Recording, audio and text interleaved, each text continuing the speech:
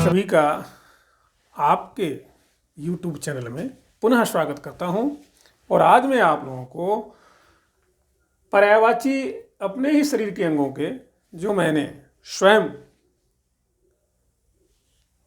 अपनी शैली में लिखने का प्रयास किया है और मुझे विश्वास है कि ये बहुत ही सरल ढंग से आपको याद भी हो जाएगा और आप के लिए सभी प्रतियोगी परीक्षाओं में लाभकारी भी रहेंगे। आगे प्रयास करूंगा कि मैं शरीर के सभी अंगों का इसी प्रकार से पर्यायवाची आपके समक्ष प्रस्तुत करूं ताकि आपको याद करने में सरलता रहे। एक बार मैं अगर समझा दूंगा तो आपको और भी सरलता हो जाएगी। तो आइए हम देखते हैं।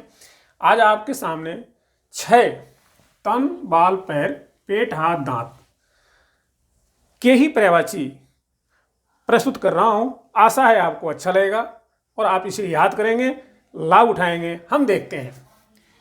पहला हमने लिया तन, जो हमारी शरीर है वहीं से। इसको हम क्या क्या कहते हैं? कलेवर, तनु, काया, वपु, लिंब, गात, जिस्म, तन। ये सारे के सारे पर्यायवाची हैं। इसमें एक भी अलग का शब्द नहीं है, ध्यान रखेंगे। पूरी लाइन में समझाने का ही आशय है कि जब हम कोई रचना करते हैं, दोहा, छंद, सोरठा, छंद आदि छंदों का निर्माण करते हैं, तो उसमें एक दो शब्द इधर उधर से भी आ जाते हैं, तो वो आपको हम स्पष्ट कर देते हैं।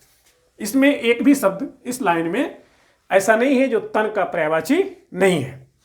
कलेवर, तन, काया, वपु, लिंब, गात, जिस्म, तन, देह के बहुनामी। यहाँ देह यहाँ पूरा किया गया। ये जो शब्द है के बहुनामी आपको समझाने के लिए। अब यहाँ अंग्रेजी के शब्द है अंग, आर्गन, वाडी। ये अंग्रेजी में कहते हैं। ये कथन, यानी आपको पर्यायवाची कितने मिल गए? 1 2 3 4 5 6 7 8 9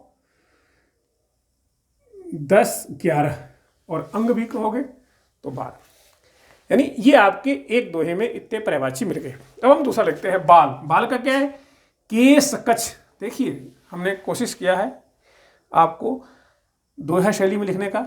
साथ में कोई अलंकारिक शब्द आते हैं उनको बताता हूँ। केस, कच्छ, कुंतल कहते, ये अलंकार बना दिया गया। एक आप जानते ही हैं, अनुप्रास अलंकार। केस, कच्छ, कुंतल कहते, ये केस, कच्छ, कुंतल बाल को ही कहते हैं यहाँ, कहते कहने के लिए। और ये दो नाम अलग सिर, ये 3 नाम अलग, सिरोरु, चूल, ये भी नाम है। सिरोरु सिर में पैदा होने वाला, अलग भी कहते हैं, चूल भी कहते हैं। तो ये इसमें केवल कहते शब्द अलग है, बाकी जो ये 6 शब्द हैं ये इसके एकदम सटीक पर्यायवाची हैं। आगे हम देखते हैं। जुल्फ भी कहते हैं, जुल्फी भी कहते हैं, चिकुर भी कहते हैं, बाल भी कहते हैं। जुल्फ, चुल्पी, चिकुर, बाल। अब यहाँ हेयर अंग्रेजी में कहते हैं और हेयर पर हो फूल, बाल पर तो पुष्प और अच्छा लगता है। पहला श्रृंगार करती हैं तो ये सुंदर ढंग से बना दिया गया, आपको पूरा कर दिया गया। हेयर पर हो फूल, ये अतिरिक्त शब्द डाले गए। अब हम आते हैं अपने पैर के पास। पैर बहुत ही महत्वपूर्ण है और पैर की पूजा होती है। तो हमने यहाँ लिया भगवान विष्णु को, पद्माकर, भगवान विष्णु को कहते हैं। और पद्म, पद्माकर, यहाँ लिया कमल पर रहने वाले जो हमारे पद्माकर जी हैं। इसलिए ये जो तो पद हैं एक अलंकार की पूर्ति के लिए सुंदर सा अलंकार। अलंकार की परिभाषा अनुप्रास की आप जानते होंगे, और कि हर एक ही वर्ण आता है तो यहाँ वर्णों की आवृत्ति हुई और सुंदर सा अलंकार बना हुआ है। अनुप्रास पद, पद्म, पद्माकर, पग, परम पावन पूजित, पैर, पाद, चरण सब, फूट लेग अतिरंजित। यहाँ देखेंगे पद पैर का पर्यायवाची, ये पद्म, पद्माकर भगवान के लिए आया, पग पैर पर्यायवाची, पद, पग। इसमें केवल 2 ही शब्द आए हैं आपको, पद और पग। बाकी सब अन्य शब्द हैं जो दोहे को पूरा कर रहे हैं। पैर, पाद, चरण, ये 3 यहाँ मिल गए। 3 2 5 और ये फुट, लेग अंग्रेजी के शब्द आ गए, फुट और लेग। अब ये दोहा पूरा बन गया। पद, पद्म, पद्माकर, पग, परम पावन पूजित, पैर, पाद, चरण सब, फूट, लेग, अति रंज।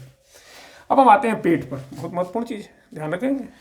पेट, उदर, स्टोमच, ये पूरे नाम हैं। एक भी नाम ऐसा नहीं जो नहीं है, सभी शब्द इसके पर्यायवाची हैं। पेट, उदर, स्टोमच, कुक्ष, बेल्ली, अंतर्भाग, जठर, अमाशय, अंतरे, मध्य भाग, यहाँ तक।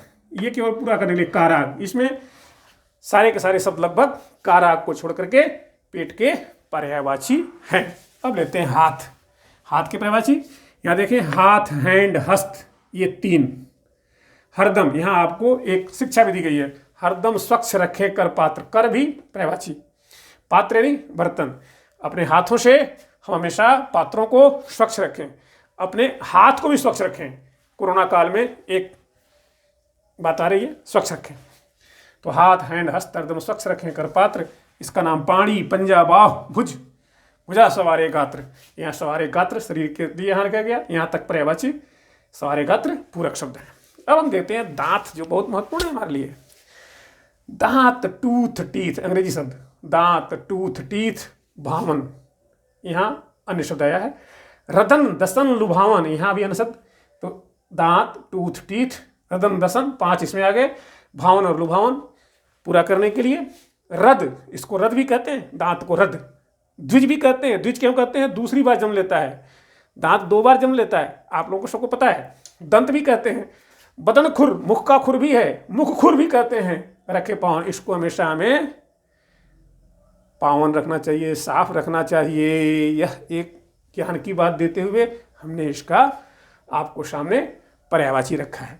आशा है आपको यह पर्यायवाची पसंद भी आएगी और आपके जीवन में हमेशा लाभकारी होगी। आज के लिए धन्यवाद, थैंक यू।